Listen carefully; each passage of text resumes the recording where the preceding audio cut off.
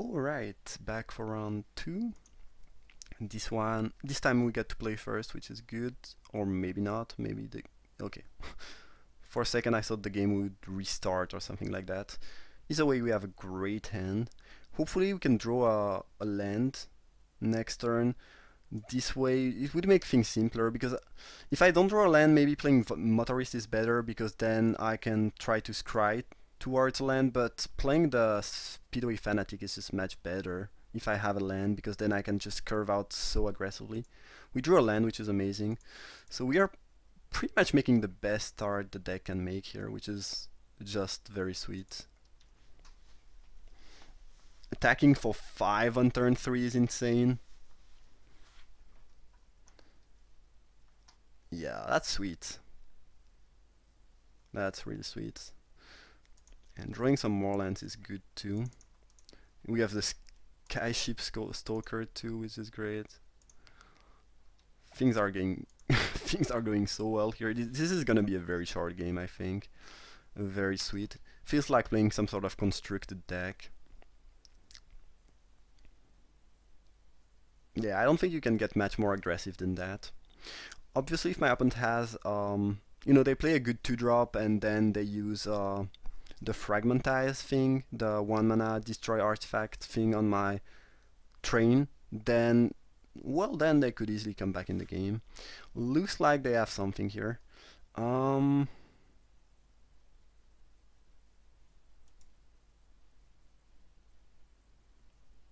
Yeah, I'm pretty sure that my opponent has a Skywhaler Shot, which is 3 mana instant speed, kills a creature with 3 or more power.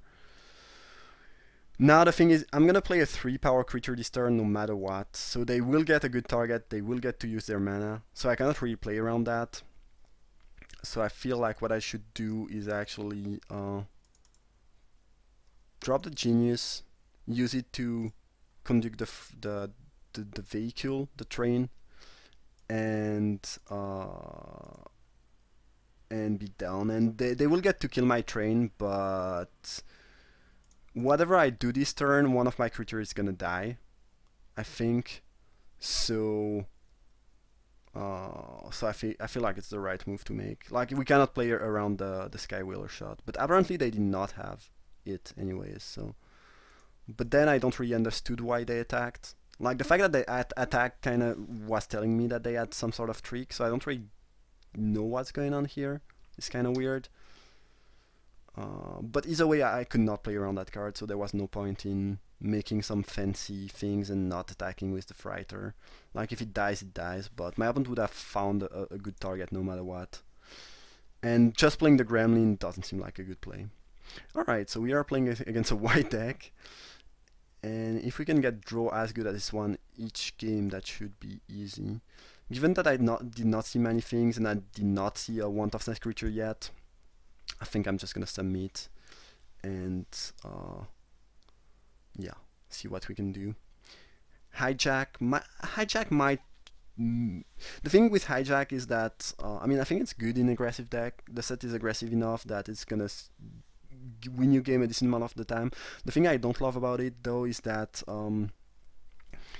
since we are playing a bunch of vehicles, I just want to have as much creature as possible, because if you end up with, you drew 2 vehicles, 1 hijack, a removal, and there's nothing to conduct your vehicles, that's just so bad that I think you need to play a good amount of creatures in this kind of deck.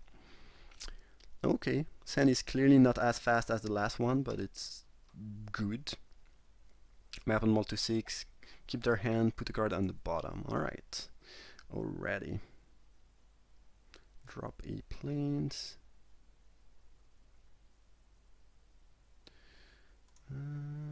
Mountain is not the best draw, but either way I have the Quicksmith Genius, so I might just be able to loot that mountain out next turn. I mean, not next turn, but in not even the turn after that, but I guess in 3 turn maybe. I don't think that card is very good. I don't think you should ever play it, but Given what happened last game, I can understand that my opponent wants to play that. Because if your opponent deck is really super duper aggressive, this is actually decent. It works kind of well against vehicles too, because you cannot crew right away. So even though I think it's a pretty bad card, I think it's actually a good sideboard option against me. It's not going to be great given the hand I have right now, which is a bit slower. But I would say that in general, this was a good option for my opponent to go with. I mean, since how game 1 went, I think it was really a good idea. So we could kill that, but if they want to scry a couple times, I don't really think it's the end of the world. And if I play Genius now, I can start attacking next turn maybe. So, and I can start looting too. And I don't have a lot of removal in my deck, so I kind of want to keep my removal for more threatening things. This is obviously kind of threatening because scrying 3 times is a little bit of card advantage, but I think it's not like so strong that we want to kill it, especially when we have a very solid play. My opponent might attack here. Yeah, so they will not even scry yet, because this obviously doesn't block the Quicksmith Genius very well. Alright, interesting. So they basically they drew a card, got more energy, and tapped everything. I think we'll lead with the Monitor. Yeah. I mean, it doesn't really matter. I don't think this is not gonna die mid-combat, but still. Another Genius. We'll drop a land. Attack for 3. As our Terrorist is not blocking our creatures very well, which is good for us. This thing having Menace potential is also quite good. And we can continue to loot. We can use the Sky Skiff. We have some removal. Gear Hulk is not looking great at all right now. My opponent seems to be missing land drops though. But if they are missing land drop, I feel like they should have Scry upkeep. Yeah. Because this is not really blocking anything anyways. This time I think it's pretty important to loot first, because the Quicksmith might die mid-combat. And I think we don't really want that mountain at all. I mean, it's not the worst, but it's not really great. So I think we'll attack, and before blockers we will... Keeping the mountain is decent because I can play a 3-drop, but I don't think it was good enough. I will give that Menace before blockers, but I don't think it should matter. Let's see if my opponent just doesn't have anything. Maybe they will block and use a +2/+2 effect. I could see that. Yeah, it looks like it's what they want to do. And that's the reason why you want to play the Sky Skiff first. Yeah, build to last. Not really surprising. So I guess that's the reason why they did not scry during their upkeep too. Everything makes sense now, I guess. Unfortunately, next turn we cannot play a creature and, you know, equip on the... crew on the Sky Skiff right away. Authority of the Council is actually really solid against my deck. As a Stormrock, okay, very good card, but we'll get rid of that. I mean, I'm not gonna try. I'm not gonna try to revoke privileges, because if they have another acrobatic maneuver, it's gonna be awful. And I just want to get rid of that when my opponent is tapped out, make sure it dies, and you know, have that be the end of the story. I think we'll drop the land here, because next turn we might want to play maybe privileges plus a 3-drop, and I don't think I'm looting anymore anytime soon. So yeah, let's kill that right now, make sure it's dead, and be down with the Salamander. No, it's a Lizard.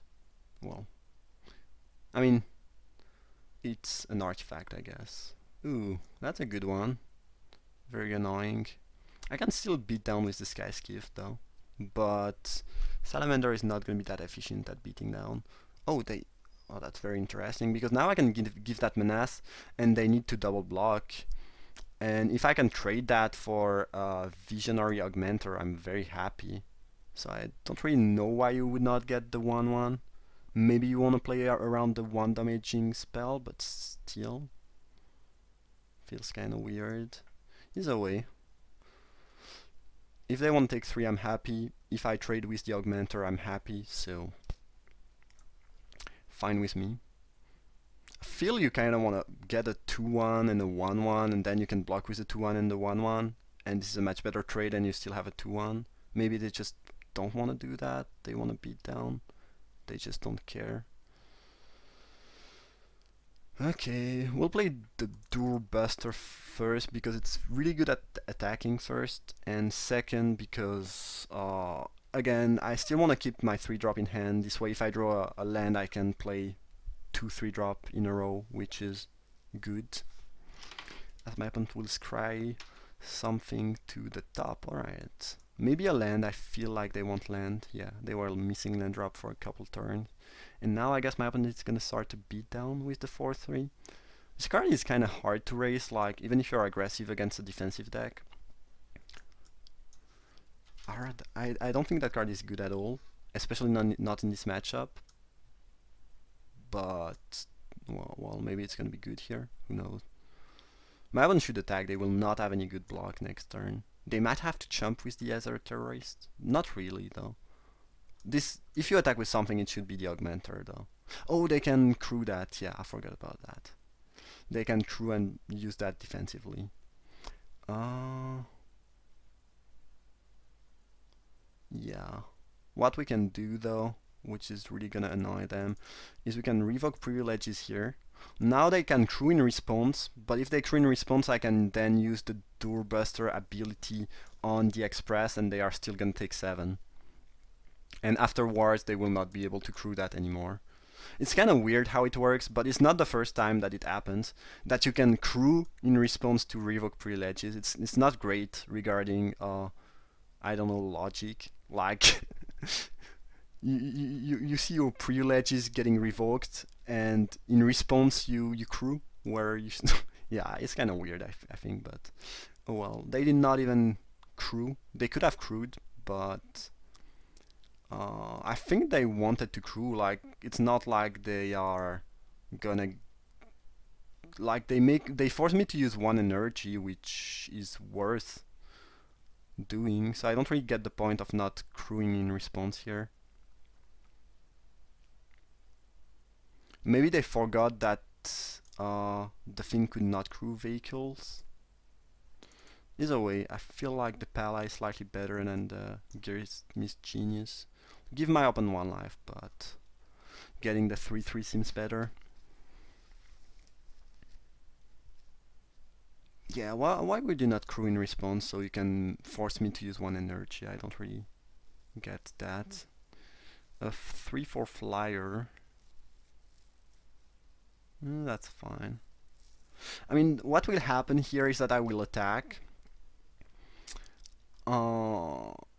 Then my opponent is very likely to... I will make that unable to block. Then my opponent can crew and make that able to block. They can block here, but they still die from 2 other creatures, so... and for 1... well, for 1 blue, I guess I could have bounced a creature that's tapped and scry 1. So there is that. Yeah, they could have that. No, I will not choose the Pala this turn. If my opponent doesn't die this turn, I want a quick mix Genius into Renegade Fighter over anything else. Nope. I guess maybe attacking with the Sky Skiff was the better play. Yeah, misplayed here. Slight misplay. I should have crew on the Sky Skiff and attack with my 3/4 fly over attacking with the Pala. I think my opponent's pretty dead, but if they randomly have the 1 mana bounce spell... but now we are in the block phase. Yeah, alright. Yeah, the right play was to animate the Sky Skiff and attack with it, because it's the same damage and it has flying, and I'd rather have them not be able to block my Depala. But let's say they had the thing, they could have chump one of my creature, eat another, and bounce another one.